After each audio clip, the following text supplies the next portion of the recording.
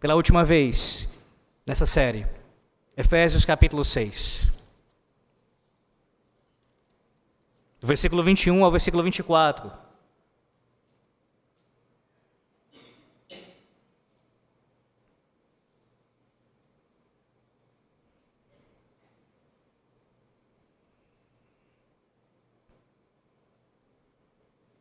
Efésios 6, versículo 21 ao versículo 24.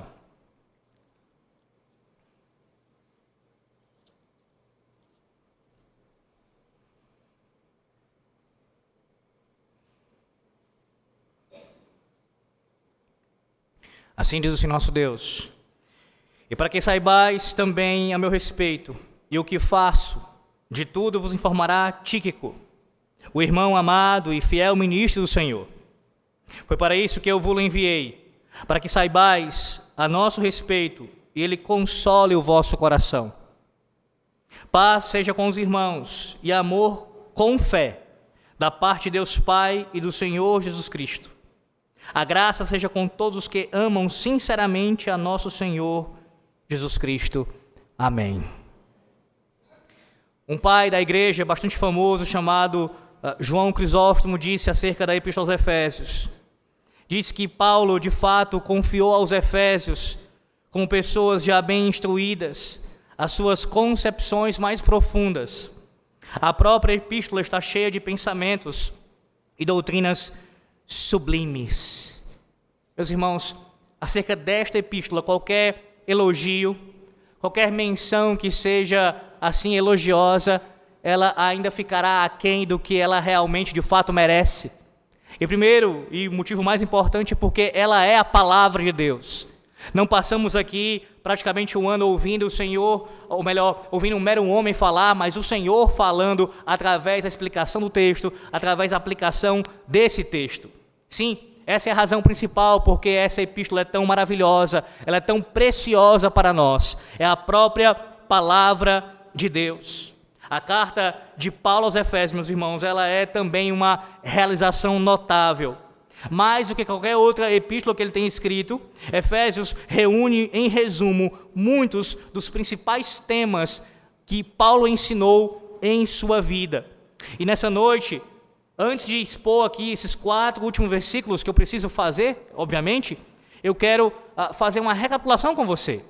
É necessário, para que você possa sair hoje daqui ainda mais inteirado do assunto, ou dos assuntos principais dessa carta tão preciosa.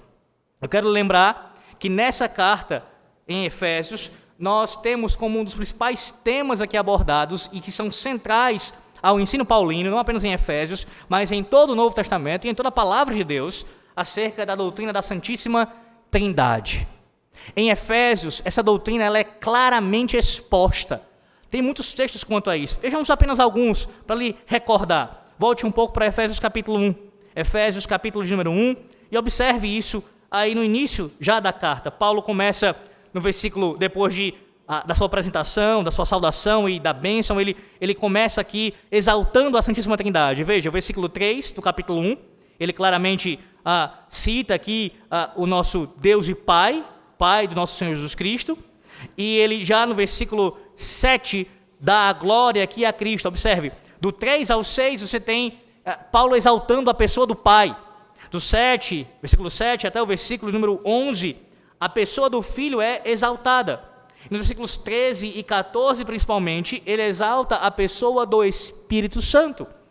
E essa perícope que foi aqui exposta lá no início, ainda em outubro do ano passado, nós vimos que o apóstolo Paulo não apenas exalta cada pessoa da Trindade, mas ele também exalta a obra realizada por elas, ou seja, a obra da redenção. Cada pessoa da Santíssima Trindade está envolvida na obra da redenção. O Pai é aquele quem elegeu e predestinou. O Filho foi aquele quem executou. Ele nos redimiu, assim, vindo a esta terra, tomando nosso lugar, sofrendo sobre si a condenação que era para nós. E o Espírito Santo, ele aplica esta obra a cada um daqueles que pertence a Deus. Não apenas Efésios capítulo 1, passando em Efésios capítulo 2, capítulo 3, capítulo 4, capítulo 5, capítulo 6, como temos visto também. a Santíssima Trindade, ela aparece por vezes. Tanto as pessoas são mencionadas, direta ou indiretamente, bem como também as suas obras, os seus feitos. Eis aqui para você, crente, um tratado bíblico-teológico para você, primeiro, crescer em sua devoção com relação à Santíssima Trindade. Sim, para que você tenha cada vez mais comunhão com cada pessoa da Trindade. Leia, medite e ore em cima de Efésios. Faça isso. Além do fato também de ter aqui um material apologético para defender com bastante fundamento a fé na Santíssima Trindade. Em nossos dias, quando falsas testemunhas de Jeová e outros hereges se levantam ainda negando essa doutrina, você tem aqui um verdadeiro arcabouço teológico para fundamentar bem esta doutrina. Aqui, Paulo ensina para nós a doutrina da Santíssima Trindade. Mais do que isso, a Igreja de Cristo, ela está alicerçada, ela é mantida e preservada pela própria Santíssima Trindade. Sem o nosso Deus Trino, sem a obra do Pai, a obra do Filho e a obra do Santo Espírito, sem eles, sem as três pessoas, sem o nosso Deus, não haveria igreja, não haveria redenção, não haveria perdão de pecados, não haveria de maneira nenhuma, nem mesmo a nossa existência. Nós não estaríamos aqui se o nosso Deus não tivesse feito tudo isso, nos criado e nos recriado em Cristo Jesus. A Santíssima Trindade é um tema, uma doutrina exposta várias vezes aqui. Mas há uma outra doutrina, e essa doutrina, há eruditos, especialmente no Novo Testamento, que colocam ela como sendo o principal tema aqui da Epístola aos Efésios. Você já deve ter ouvido da minha boca aqui nas exposições, bem como também talvez já tenha lido acerca disso. Lembra que Colossenses ela é tratada como uma carta espelho à carta de Efésios?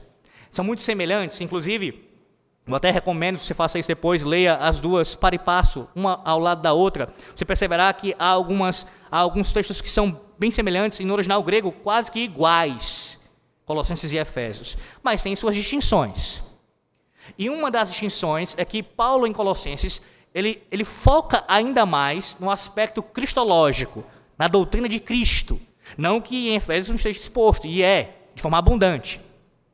Mas os estudiosos, pelo menos alguns deles entendem, e eu creio que isso é fiel ao entendimento do texto, da epístola, Efésios tem um foco mais eclesiológico. De tal maneira que nós podemos afirmar que Efésios é a carta que aborda a doutrina da igreja. Temos também diante de nós um tratado de eclesiologia. Aqui em Efésios, você aprende de forma profunda o que é a igreja de Cristo. Aqui em Efésios.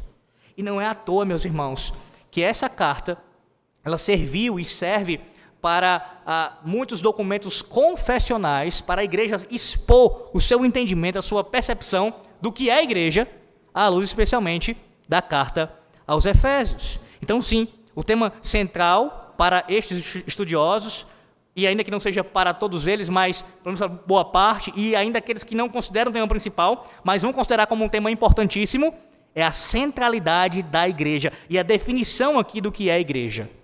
E eu quero ver com você, também de forma breve aqui, tentarei ser breve, os atributos da igreja de Cristo em Efésios. Você já parou para pensar nisso? Que em Efésios você pode encontrar os 4 principais atributos da igreja de Cristo. Primeiro atributo: a igreja de Cristo, meus irmãos, ela é católica. Você quer ver isso? Volte um pouco para Efésios capítulo 2. Efésios capítulo 2, e veja a catolicidade da igreja em Efésios. Efésios 2, versículos 14 e 15. Diz assim: porque ele é a nossa paz, o qual de ambos fez um, e tendo derribado a parede da separação que estava no meio, a inimizade, aboliu na sua carne a lei dos mandamentos, a forma de ordenanças, para que dos dois criasse em si mesmo um novo homem, fazendo a paz. A paz. Aqui você lembra, o texto fala de judeus e gentios reconciliados em Cristo, formando um só povo. Então, com relação à igreja, não há etnia, judeu e gentio, ou seja, todas as demais etnias gentílicas. Em Cristo, há um só povo. Há um só povo. Observe que esse é o mesmo entendimento, é claro. A nossa confissão de fé de Westminster, sendo fiel à palavra de Deus, expressa isso. Escute, o capítulo 25, que é o capítulo da igreja, nas suas duas primeiras seções, diz assim, seção 1.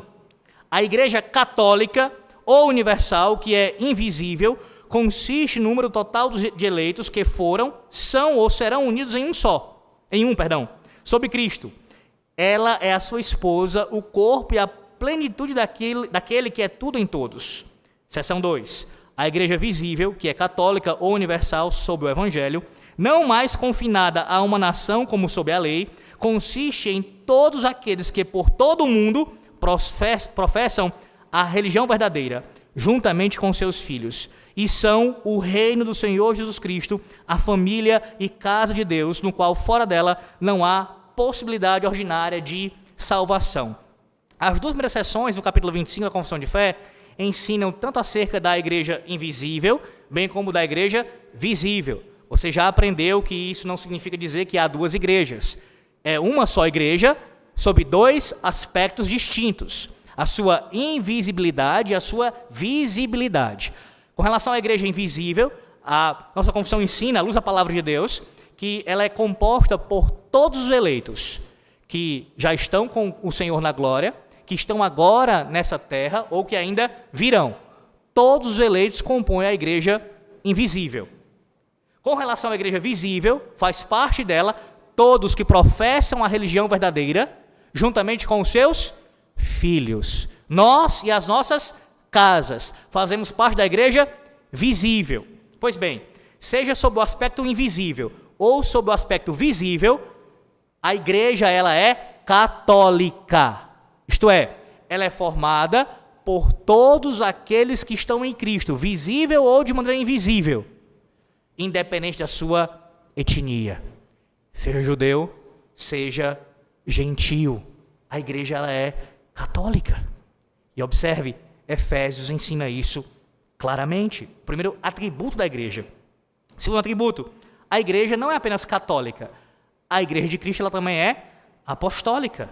Ainda em Efésios 2, versículo 20 ao 22, veja, Efésios 2, do 20 ao 22. Edificados sobre o fundamento dos apóstolos e profetas, sendo ele mesmo, Cristo Jesus, a pedra angular, no qual todo edifício bem ajustado cresce para santuário dedicado ao Senhor, no qual também vós juntamente estáis sendo edificados para a habitação de Deus no Espírito.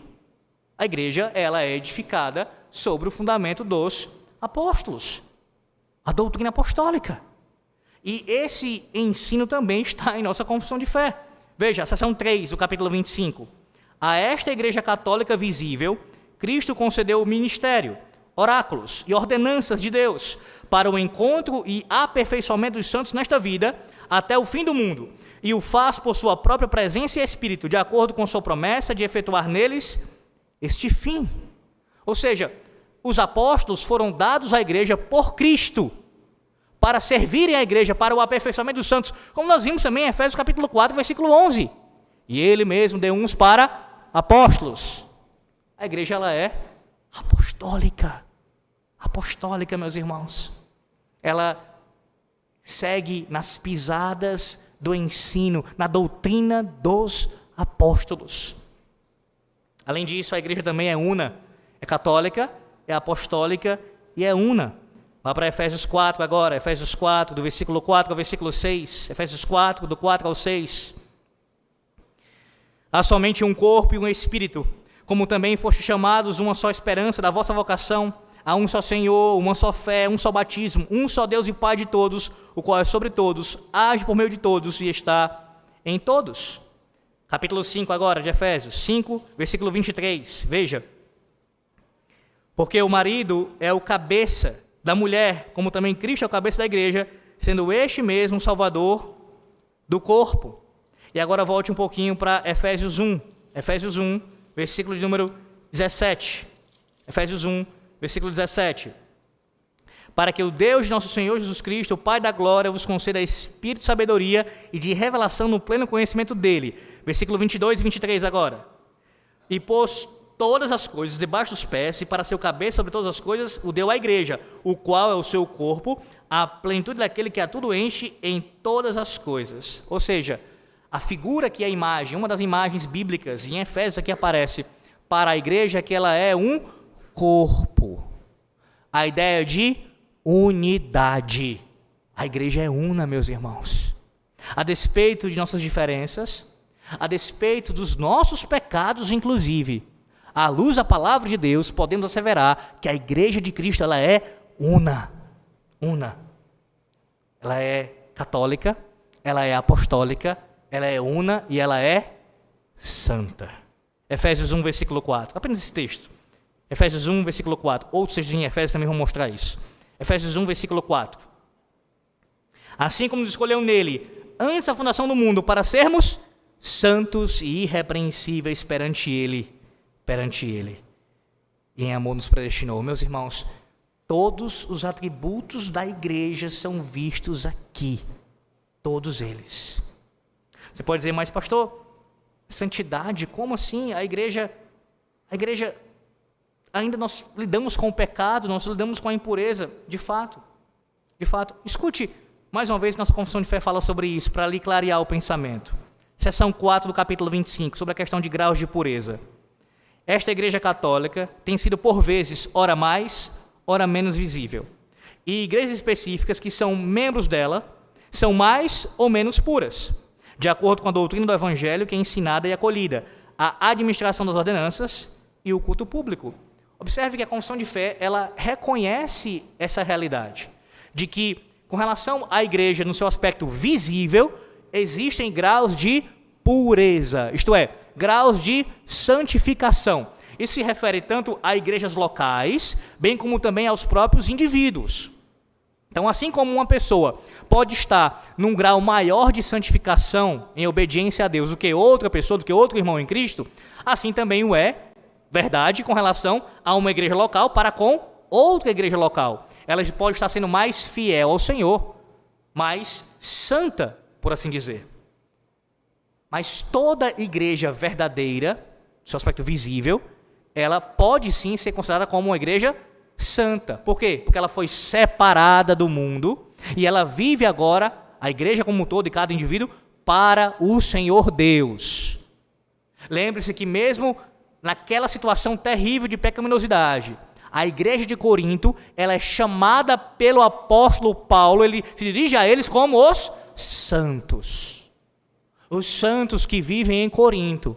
E se você já leu a primeira carta aos Coríntios, você já deve ter se deparado com vários pecados que estavam ocorrendo naquela igreja. Ainda assim, nesse sentido, eles poderiam ser chamados de santos. Santos. Além disso, a nossa confissão de fé também reconhece um outro problema, na verdade, um outro pecado. A seção 5 diz assim, do capítulo 25, até as igrejas mais puras sob o céu estão sujeitas a uma mistura e erro. E algumas são tão degeneradas que são mais sinagogas de Satanás do que a igreja de Cristo. Todavia, para sempre existirá a igreja de Cristo sobre a terra, para adorar a Deus segundo sua vontade. O que significa isso? Tem graus de pureza, mas há algumas igrejas que elas se afastam tanto da palavra, do evangelho, da sã doutrina, ou seja, dos atributos da igreja, com relação à sua catolicidade, à sua apostolicidade, a sua unidade e a sua santidade, se afastam tanto disso que elas se corromperam a ponto de apostatarem. Elas se desviaram da fé. E aí nós não podemos mais tratá-las como igrejas verdadeiras. Elas não estão no grau menor de santificação. Elas são igrejas apóstatas. Quem se enquadra nesse tipo de situação? O primeiro exemplo que você vem à sua mente, seção 6 da Confissão de Fé. Não há qualquer cabeça da igreja, exceto o Senhor Jesus Cristo. O Papa de Roma não pode ser, em qualquer sentido, esta cabeça, pois ele é o anticristo, o homem do pecado e filho da perdição, que exalta-se a si mesmo na igreja, contra Cristo e tudo que seja chamado Deus. A igreja de Roma, não apenas ela, mas é o exemplo mais claro e imediato que vem às nossas mentes. É uma igreja apóstata, que já andou nos caminhos do Evangelho, mas que um dia se desviou. E assim já não pode mais ser chamado de uma igreja que é menos fiel, por exemplo. Não, é uma igreja apóstata, habitando em si o próprio anticristo. Percebe? Os 4 atributos são ensinados aqui em Efésios. O quão importante é você conhecer sobre a igreja de Cristo? O quão importante é você conhecer sobre cada um dos atributos e procurar moldar a sua vida a essa realidade?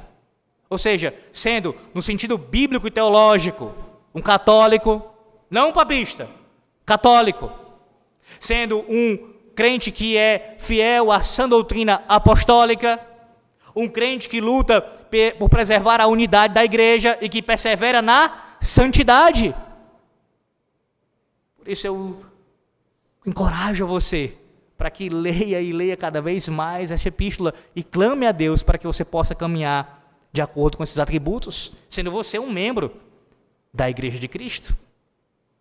Além disso, esta carta aos Efésios, ela também, aqui Paulo ele expõe a vida cristã em 3 aspectos: individuais, coletivos e universais. Sim, nessa carta, Paulo ele vai ensinar tanto acerca da sua vida, da minha vida de maneira individual, bem como também coletiva, a nossa convivência com os demais irmãos na igreja, na vida comum da igreja, mas também ele vai ensinar, como nós vimos nessas exposições, sobre a questão universal, os aspectos universais da igreja, em todo o cosmos.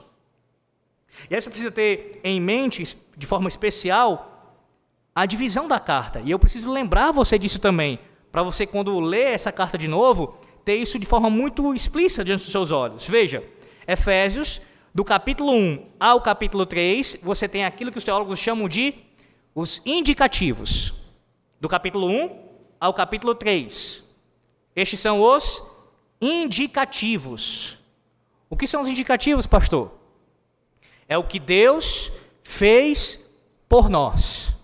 Capítulo 1, capítulo 2 e capítulo 3. Nesses 3 capítulos, você verá o apóstolo Paulo destacando ali, ensinando de forma profunda acerca da obra de Deus em salvar o seu povo, sendo assim fiel à sua aliança e derramando a sua graça para conosco, através dessa obra maravilhosa.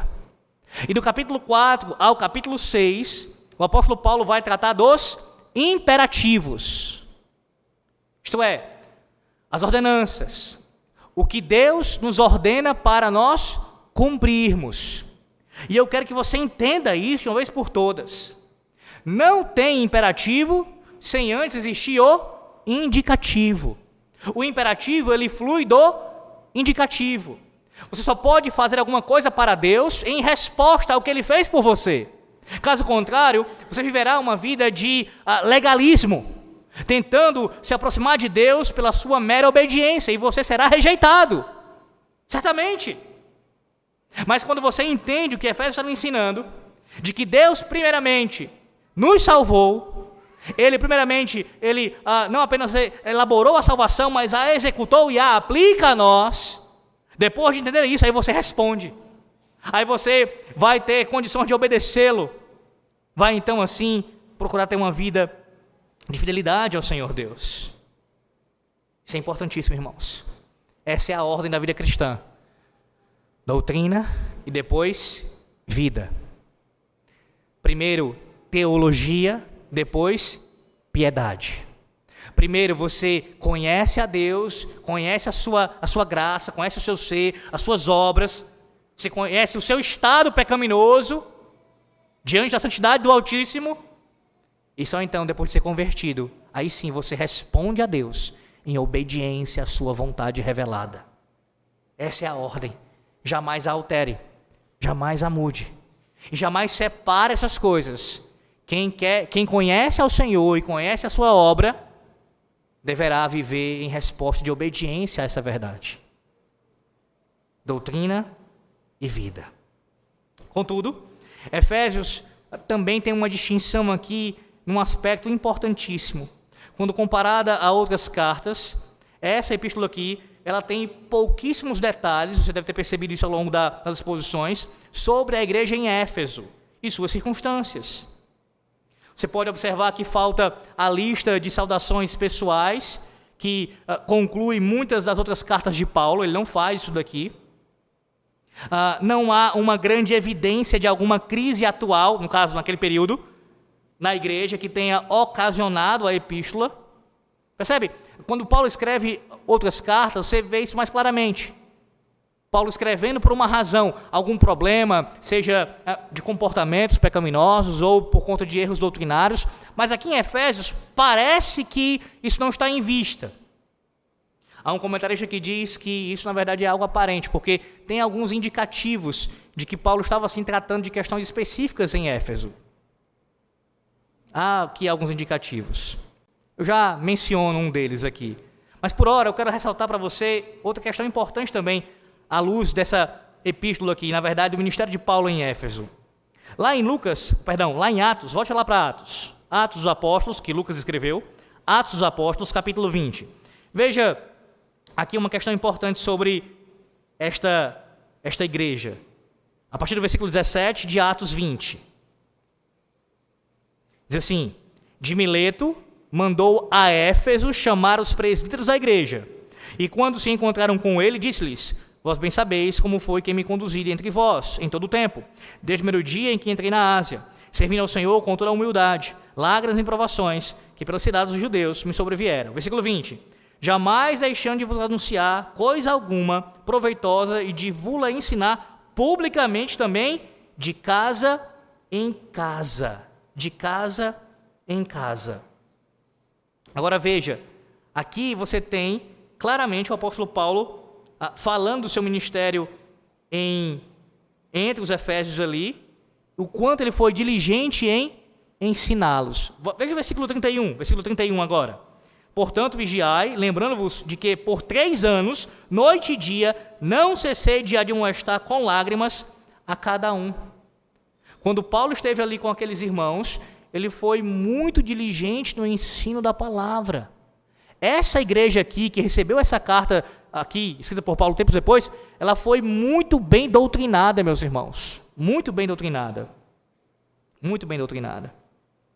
Sim, podemos afirmar que a congregação em Éfeso, a igreja ali plantada em Éfeso, ela era um dos mais, se não o mais, dos grupos mais instruídos pela palavra de Deus. Você lembra lá de Apocalipse capítulo 2, que eu já citei inclusive em minhas exposições? Que uma das admoestações, na verdade a principal admoestação que o Senhor Jesus Cristo faz com relação à igreja de Éfeso, não é a doutrina, mas é a falta do amor. Volta para o primeiro amor. Por quê? Com relação à doutrina, eles não estavam em falta diante do Senhor. Eles foram muito bem ensinados, muito bem doutrinados pelos apóstolos. Esse pano de fundo aqui, meus irmãos, ele nos dá um bom resumo aqui da situação ali de Éfeso, daquela igreja. Deixa eu mostrar outra questão importante também ainda nessa carta. Lá em Efésios, volte para Efésios mais uma vez, para o capítulo 5. Algo que eu não falei propositadamente nas exposições do capítulo 5. Veja, e do capítulo 6. Capítulo 5, versículo de número 18 em diante. Só para você passar seus olhos e observar aí. A partir do versículo 18, especialmente o versículo 19, você tem o apóstolo Paulo falando aqui sobre adoração a Deus. Versículo 19, ele fala sobre o cântico dos salmos, como nós vimos, aquelas exposições. Adoração a Deus. Esse bloco aqui, dentre outras coisas, trata da adoração ao Senhor, de uma vida de devoção a Deus, de prestar culto a Deus. Veja a sequência, do versículo 22 em diante, ele vai até o versículo de número 33, do 22 ao 33, para falar do quê? Do matrimônio, do casamento. Do versículo 1 ao versículo 4 do capítulo 6, ele vai falar do quê? Da criação dos filhos. Versículo 1 ao versículo 4, capítulo 6. Do versículo 5 até o versículo 9, ele fala do trabalho, em síntese. A teologia do trabalho aqui, a ética do trabalho. E do versículo 10 até o versículo 20, como ouvimos pela manhã, ele fala do quê? Da nossa guerra. Adoração, Aí, veja, família em 2 aspectos, casamento e criação de filhos. Depois, trabalho. E por último, a guerra. Só nesse bloco aqui você observa o apóstolo Paulo abordando o que eu falei há pouco. Questões de ordem individuais, coletivas e universais. Ele aborda tudo isso nessa carta. E observe a ordem. Adoração ao Senhor Deus. Depois vem o quê? Depois do teu cuidado, da tua obediência, do teu zelo para com a adoração a Deus, vem o quê? Com relação ao teu casamento. A ordem é essa. Deus em primeiro lugar, depois vem o teu casamento. Não o teu trabalho, não os teus filhos, não qualquer outra coisa. O teu casamento. Depois vem o quê? Os teus filhos. Só então depois vem a tua vocação. E aí depois ele fala, ele abre aqui o leque e expande e mostra aquilo que todo cristão em qualquer lugar do mundo, não apenas os que são casados, os solteiros não estão livres, não apenas aqueles que são pais, não aqueles que são senhores ou são servos, todo mundo que professa a fé em Cristo enfrenta o quê? A batalha, a guerra cósmica contra o diabo e os seus demônios. Que instrução, meus irmãos. De maneira, uma ordem lógica, mas ao mesmo tempo também colocando aqui em termos de prioridade para nossas vidas. O que nós devemos fazer em resposta ao que Deus fez por nós. E aqui mencionando essa guerra, como nós vimos durante semanas isso daqui, e eu falei há pouco para vocês também que há estudiosos que entendem que sim, Efésios, quando é escrita pelo apóstolo Paulo, tem indícios nela de que ele estava visando tratar alguma questão específica de Éfeso, da igreja de Éfeso. E qual seria essa questão específica? Eu não tenho tempo para poder ir para lá, mas eu peço que você depois leia com calma em casa o capítulo 19 de Atos dos Apóstolos. Você deve lembrar que quando a igreja foi plantada, o evangelho foi pregado ali em Éfeso, houve um conflito espiritual. E uma das coisas que aconteceu quando o evangelho começou a avançar em Éfeso foi que aqueles que estavam naquela cidade e viviam das chamadas artes mágicas, eles queimaram os seus livros em praças públicas. E assim estavam se convertendo ao evangelho de Cristo e largando o seu paganismo, a sua falsa religião, a sua religião de demônios. Sim, essa cidade que tinha essa igreja ali que recebeu essa carta, ela tinha um contexto muito específico de uma guerra espiritual. Por isso Paulo, não apenas em Efésios 6, mas desde o capítulo 1 de Efésios, está destacando o quê? Que Cristo, Ele é o Senhor das hostes celestes, Ele está sentado no seu alto e sublime trono, e que não tem ninguém que possa, assim, derrubar o seu trono e se levantar contra Ele e não sofra as consequências. Que loucura é alguém dedicar uma vida a demônios e a seres celestes que habitam nas hostes celestiais, que são inimigos de Cristo, que são inferiores ao seu poder. Ele mostra, assim, a loucura que é alguém servir a esses seres, mostrando que Cristo é o Senhor e que está sobre estes seres. Sobre estes seres. Então não é sem razão porque ele destaca isso daqui também, meus irmãos. Bem, a carta aos Efésios, então, meus irmãos, ela ajuda a nossa igreja, a igreja presbiteriana Betel e toda a igreja contemporânea, não apenas a entender melhor a mensagem de nossa salvação. Quero que você entenda isso, sim, é para você entender melhor a mensagem da salvação, mas também a usar de forma fiel, com luz desse evangelho aqui, a como você pode lidar com as questões que colocam a sua vida em risco e o próprio testemunho da igreja. Em outras palavras, você aprende mais não apenas sobre a mensagem em si, mas como viver de acordo com esta mensagem, à luz de Efésios. Dito isso, passemos ao versículo 21 e 22, observe. E para que saibais também a meu respeito e o que faço, de tudo vos informará Tíquico, o irmão amado e fiel ministro do Senhor. Foi para isso que eu vos enviei, para que saibais a nosso respeito e ele console o vosso coração. Meus irmãos, Tíquico, ele foi um dos amigos íntimos do apóstolo Paulo e um dos mensageiros mais altamente apreciados ali na igreja primitiva. Ele era oriundo da província da Ásia e acompanhava o apóstolo quando este, no final da terceira viagem missionária, estava voltando da Grécia via Macedônia. E logo depois de cruzar a Ásia Menor, se dirigia a Jerusalém, numa missão ali, naquele lugar. Ou seja, naquela viagem, descrita em Atos 20, versículo 4, Tíquico precedera Paulo de Macedônia a Troade e esperava o apóstolo naquela cidade. Agora, 4 anos mais tarde, depois de haver estado algum tempo com Paulo por ocasião da sua primeira prisão, Tíquico foi comissionado pelo apóstolo para levar essas cartas a seu destino, sendo isso evidente à luz da presente passagem aqui, bem como também da passagem paralela em Colossenses, capítulo 4, versículo 9, e também o texto de Filemon.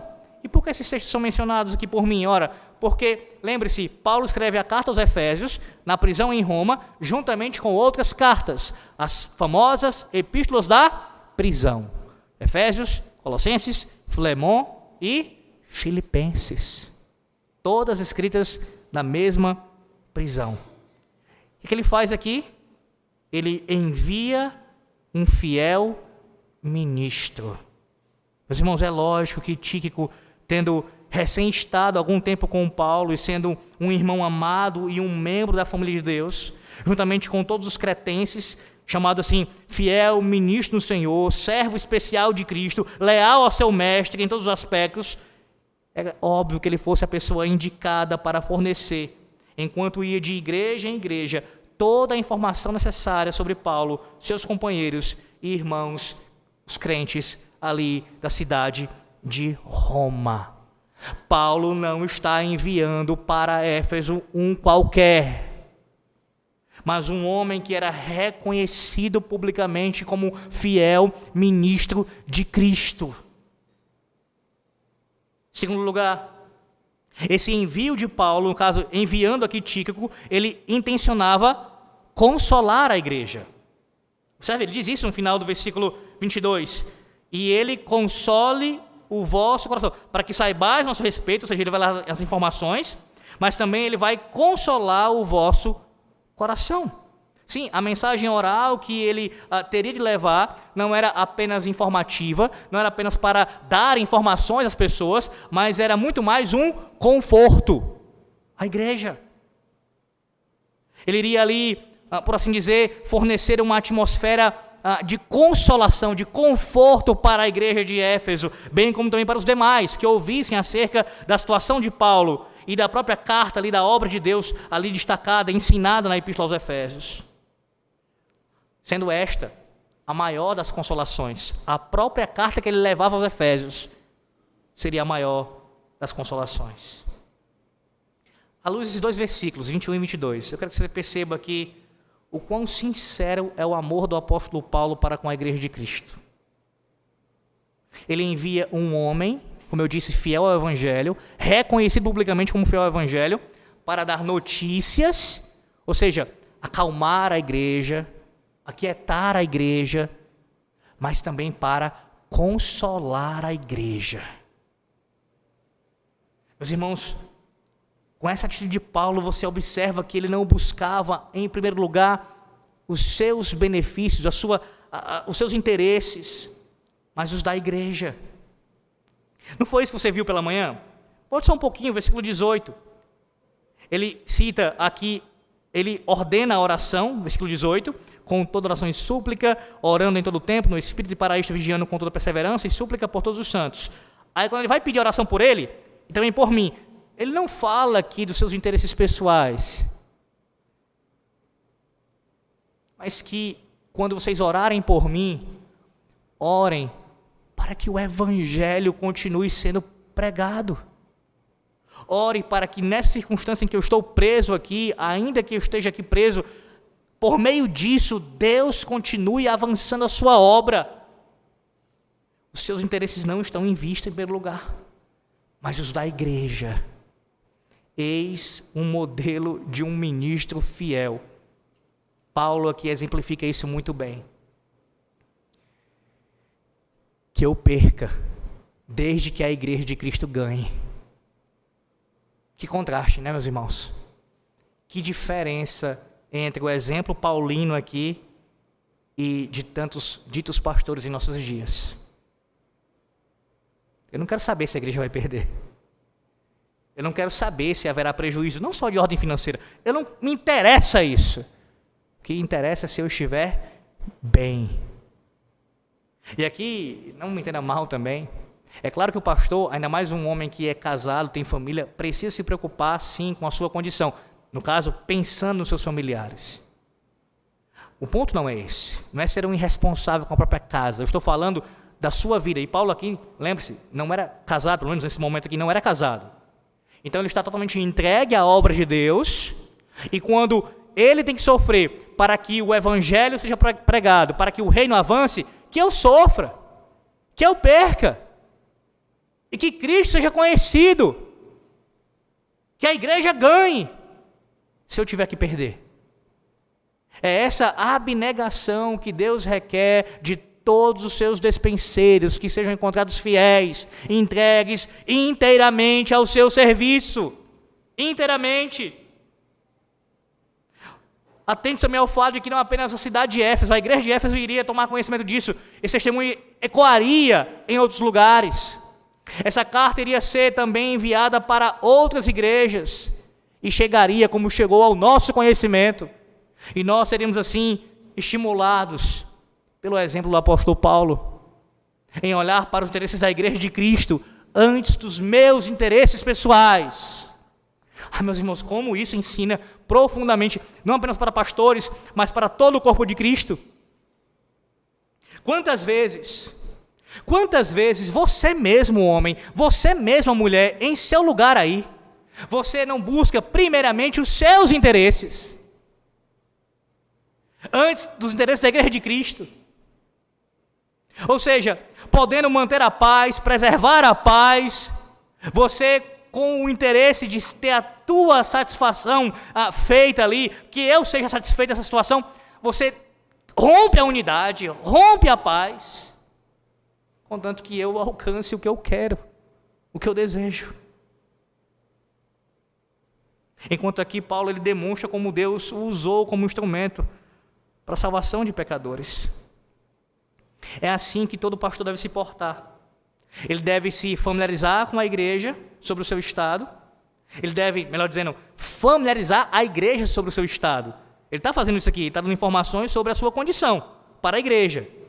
Mas ao mesmo tempo ele está não aqui usando de lamúria, se queixando, murmurando contra Deus, mas aproveitando a oportunidade para dizer: olhem, Efésios, o que Deus tem feito através dessas cadeias. Orem, Efésios, para isso e glorifiquem a Deus, exaltem a Deus. Foi nessa circunstância, Efésios, que esta carta foi escrita, essa carta tão sublime, tão gloriosa acerca da igreja, ela foi escrita em cadeias. Deus é de glória, de louvor, por tudo isso que Ele tem feito, através desse sofrimento. Ademais, Paulo instrui Tíquico aqui para levar consolo à igreja. O que significa isso em termos práticos? Você pode se perguntar. Ora, a mensagem da palavra de Deus, quando anunciada pelo fiel ministro, ela traz sim, obviamente, admoestação, confronto contra os pecados do povo e dos seus próprios pecados, é claro. Mas todo fiel ministro do evangelho, ele também tem uma mensagem de consolo. Ele também tem uma palavra nos seus lábios de conforto. Nenhum pastor fiel só é conhecido por bater, bater, bater e bater. Não existe isso. E pode procurar que normalmente quando o indivíduo é conhecido apenas por isso, só em criticar, em bater, e nunca há uma palavra de consolo, de conforto para a alma do povo, alguma coisa errada tem por trás disso daí. Porque a mensagem do Evangelho, a mensagem da palavra de Deus, ela traz sim exortação, ela traz sim confronto, mas ela também traz conforto. E esse é o papel dos pastores também, consolar a igreja. Consolar a igreja, especialmente quando a igreja sofre. E a igreja estava sofrendo com a prisão de Paulo. Então Tíquico deveria fazer isso. Eu vou consolar a igreja de Cristo. O momento não é para bater, o momento é para consolar, para tratar, é para cuidar. E aí você pensa assim, essa é a responsabilidade sua, né, pastor? É o senhor que deve subir ao púlpito e consolar a igreja, é o senhor quem deve trazer uma palavra de conforto para nós, é o senhor, né? Publicamente, no culto solene, é óbvio que sim. Mas você, pessoalmente, cristão, você, homem, você, mulher, você na sua casa, você é conhecido apenas por ser aquele que só traz uma palavra de confronto, de admoestação. Veja, aqui não é uma defesa para você ser negligente com o pecado, você passar a mão na cabeça dos seus, não é isso. Você deve sim admoestar e chamar a atenção. Mas você também precisa ter uma palavra de consolo pronta na sua boca para dar aos que sofrem. Você tem? Você se alimenta de uma palavra de consolo como nessa noite aqui? Você pega essa palavra e passa para os seus também. De consolo. Observe também, meus irmãos, que o apóstolo Paulo ele envia aqui, ainda nos versículos 21 e 22, Paulo envia aqui alguém que é de sua inteira confiança. Inteira confiança. Quem vai até vocês levar a palavra, consolar vocês pela palavra, e esta carta propriamente dita é a palavra inspirada de Deus também. Quem vai fazer isso é alguém da minha confiança. Esse é o cuidado que todo pastor precisa ter com o seu povo. Sempre. Jamais colocar para trazer a palavra de Deus, enviar para levar a palavra de Deus a alguém que não seja da sua inteira confiança. Reconhecido publicamente como um homem que prega o evangelho, fiel ministro de Cristo e que é da sua confiança. Ora, se nós podemos ainda falhar com relação a isso, ou no caso até os nossos, em quem nós confiamos, podem falar conosco, não levando a palavra que deveria ser levada, fiel a Cristo, quanto mais se colocarmos qualquer pessoa para instruir a igreja, para ser enviada assim para cuidar da igreja, tem que ser alguém da nossa confiança. Isso tem muitas implicações, muitas. Dentre elas, a própria transição pastoral, dentro do que compete ao pastor e o que ele puder fazer nesse processo, é claro, ele deve sempre procurar indicar e ajudar o conselho para que chamem alguém da sua confiança. A plantação de uma nova igreja, o envio de pastores para fazer uma missão no lugar, alguém da sua confiança. Homens provados e assim reconhecidos publicamente como fiéis ao evangelho. Em segundo lugar, nós temos agora versículos 23 e 24, aqui a bênção final, exarada pelo apóstolo Paulo. Paz seja com os irmãos e amor com fé, da parte de Deus Pai e do Senhor Jesus Cristo. A graça seja com todos os que amam sinceramente a nosso Senhor Jesus Cristo. Eu quero voltar um pouco com você a alguns textos aqui, tentarei ser breve também, para você observar esses elementos aqui destacados, essas características aqui destacadas pelo apóstolo Paulo: paz, amor e fé. Volte um pouco, vá lá para o capítulo 1 de Efésios, veja isso, como são virtudes aqui já mencionadas por ele nessa carta. Efésios 1, versículo 2. Ele começou assim a carta: graça a vós outros e paz da parte de Deus nosso Pai e do Senhor Jesus Cristo. Capítulo 2, mais uma vez, versículo 14. Porque Ele é a nossa paz. Ele é a nossa paz. Versículo 15. Ele diz, no final já, depois que Ele executou essa obra em si mesmo, um novo homem, fazendo a paz. Versículo 17 do capítulo 2. E vindo, evangelizou a paz a vós outros que estavais longe, e paz também aos que estavam perto. Capítulo 4. Capítulo 4, versículo número 3. Esforçando-vos diligentemente por preservar a unidade do Espírito no vínculo da paz. E o capítulo 6, versículo 15. calçai os pés com preparação do evangelho da paz. Com relação ao amor, volte um pouco mais, capítulo 1, versículo 15. Capítulo 1, versículo 15. Ele diz: por isso também eu, tendo ouvido a fé que há entre vós no Senhor Jesus e o amor para com todos os santos. Nesse caso aqui é o amor demonstrado para com os irmãos, para com a congregação do Senhor Jesus Cristo. Capítulo 2 agora, capítulo 4, quer dizer, capítulo 4, versículo 2. Capítulo 4, versículo 2. Com toda a humildade e mansidão, com longanimidade, suportando-vos uns aos outros em amor. Como é que você vai suportar um ao outro? Como é que você vai manter a paz? Em amor. Em amor. Perceba, todos conectados aqui, todos conectados. Versículo 15 e 16 do capítulo 4. Versículos 15 e 16 do capítulo 4. Mas, seguindo a verdade em amor, cresçamos em tudo naquele que é a cabeça, Cristo, de que todo o corpo, bem ajustado e consolidado pelo auxílio de toda a junta, segundo a justa cooperação de cada parte, efetua o seu próprio aumento para a edificação de si mesmo em amor. E outros textos. Agora, com relação à fé. Capítulo 2, versículo 8. Texto bastante conhecido. Capítulo 2, versículo 8. Porque pela graça sois salvos, mediante a fé. E isto não vem de vós, é dom de Deus. Capítulo 3 agora, capítulo 3, versículo 12. Pelo qual temos ousadia e acesso com confiança mediante a fé nele. Versículo 17 do capítulo 3. E assim habite Cristo no vosso coração pela fé, sendo vós arraigados e alicerçados em amor. Percebe? E aí outros textos também aqui são citados pelo apóstolo Paulo. Estas eram qualidades que se faziam muito necessárias para a igreja naquela época, meus irmãos. Mas eu pergunto a você nessa noite: também não são necessárias para nós agora? Não são necessárias para nós agora, nesses dias?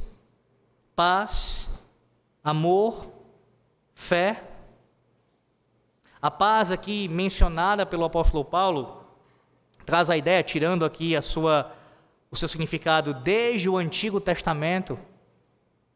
A paz trazia uma ideia de algo que é inteiro, de inteireza, de totalidade. E observe agora o contraste entre o que significa paz, nessa ideia de inteireza, de totalidade, com o que o pecado fez conosco. O pecado trouxe destruição. Rompeu a nossa comunhão com Deus. Destruição. Quando Deus nos salvou em Cristo, nos reconciliou consigo mesmo através de Cristo, Ele fez o que conosco? Ele estabeleceu a paz. A totalidade, a inteireza desta relação foi estabelecida. Paz, primeiro com relação a Deus. A nossa inimizade com Deus, ela acabou, ela chegou a um fim, porque Deus estabeleceu paz. Segundo lugar, paz de consciência. Você ouviu a pregação com relação ao capacete de salvação. Você pode sim e deve colocar esse capacete, porque você já pode ter a sua consciência tranquila, calma diante de Deus em Cristo, para você que está em Cristo e que de fato se arrependeu dos seus pecados. Há paz para você, paz para a tua consciência. E em terceiro lugar, paz entre o povo de Deus, entre os irmãos. Paz. Paz seja com os irmãos, paz. Porque você já está em paz com Deus, em paz na sua consciência e em paz entre os seus irmãos, com os seus irmãos. Paz. Lembre-se de quando o Senhor Jesus Cristo, após a sua ressurreição, como foi que ele saudou os seus discípulos? Paz seja convosco. Depois da ressurreição, paz. Paz. Amor com fé. Alguns comentaristas eles divergem com relação ao que eu vou dizer agora, mas há pelo menos um deles, chamado William Hendrickson, que ele pontua aqui algo interessante sobre isso. Ele diz assim, que independente de como você entenda a intenção de Paulo com relação à ordem que ele coloca, paz, amor, fé, e depois no versículo 24, graça, porque alguns vão dizer que não, Paulo ele fez isso com a intenção de querer mostrar esse ensino de uma forma contrária, os elementos colocados de forma contrária, intencionalmente. Independente disso, o fato é que você precisa entender que sim, Só é possível ter paz e também amor com fé, se no versículo 24 você entender o quê? Que isso é pela graça. A graça é a fonte disso. A graça de Deus é a fonte disso. Deus, em sua graça, nos deu paz. Paz e amor. E isso foi por meio da fé. Colocando melhor, Efésios 2:8 que eu citei há pouco. Pela graça sois salvos. Ela é a fonte. Um instrumento pelo qual? Mediante a fé. Mediante a fé. Então você que foi salvo pela graça, mediante a fé, como instrumento que Deus lhe concedeu salvação, agora você tem paz e amor. Está em paz com Deus e ama a Deus e ao seu próximo. É assim que você deve entender o texto. Dessa maneira. Há um autor bem conhecido de nós, o R.C. Sproul, que diz que esse texto aqui, na verdade, o que Paulo está falando nos versículos 23 e 24, não é apenas aqui uma fala de uma demonstração de um desejo de que essas coisas sejam sobre a igreja, mas é mais do que isso, ele entende como uma declaração profética.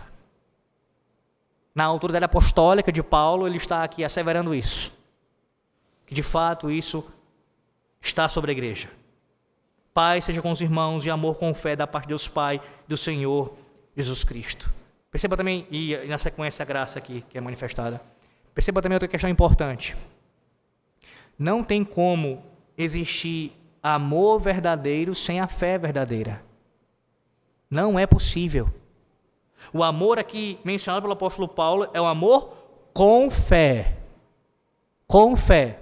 O amor no seu sentido profundo, bíblico, o amor a Deus e ao nosso próximo só existe na vida daqueles que têm fé.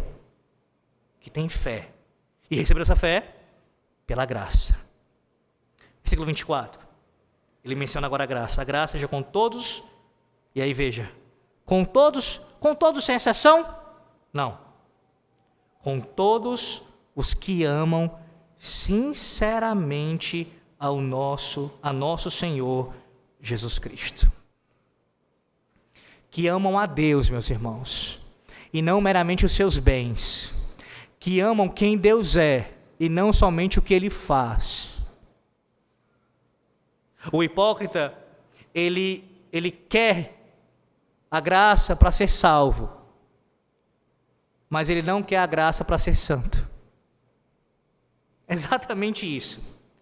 Ele quer a graça para ser salvo. Eu quero, graça seja comigo também. Seja comigo também, eu quero graça para me livrar do inferno, da condenação de fogo. Eu quero graça. Mas essa graça aqui é para aqueles que amam sinceramente, intimamente, de forma verdadeira, ao Senhor Jesus Cristo, que amam a piedade, que amam a Deus, que amam servir ao Senhor, que amam ao Senhor Jesus Cristo. Nesse final aqui da carta aos Efésios, eu falo isso pela palavra de Deus, que você faça nesse momento uma autoavaliação da sua vida com relação ao que diz esse texto, o último versículo da carta. E que avaliação é essa, pastor? Avalie à luz da palavra de Deus a sua sinceridade para com o Senhor. A sua sinceridade para com o Senhor. Se você está em Cristo ou não. Isso é importantíssimo. Importantíssimo para você. Não é importantíssimo no sentido apenas de dizer que você precisa pensar sobre isso. Isso vale a sua eternidade. Isso custa a sua eternidade. Essa graça é para com aqueles que amam sinceramente ao Senhor. Você ama sinceramente ao Senhor?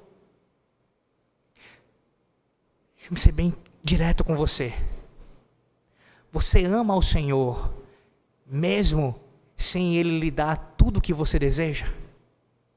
Mais do que isso, você ama ao Senhor Jesus Cristo, mesmo que Ele nunca lhe dê por tudo que você ora, por aquilo que você ora? Nunca lhe dê, nunca. Mais do que isso, Você ama ao Senhor, mesmo que Ele tire o que Ele já lhe deu. Estou falando de bens materiais, de bênçãos terrenas, tudo. A sua família, a sua saúde, o seu emprego, os seus bens, tire tudo de você, a sua vida. Se Ele tirar tudo de você, você ama ao Senhor? Você ama sinceramente ao Senhor? Eis a glória da igreja de Cristo. Lembra como foi que começamos essas exposições? Destacando que Efésios é a epístola que exalta a glória da igreja de Cristo. E onde está a glória da igreja de Cristo? Na pessoa do seu Redentor. Não poderia ser diferente o término do apóstolo Paulo aqui dessa carta.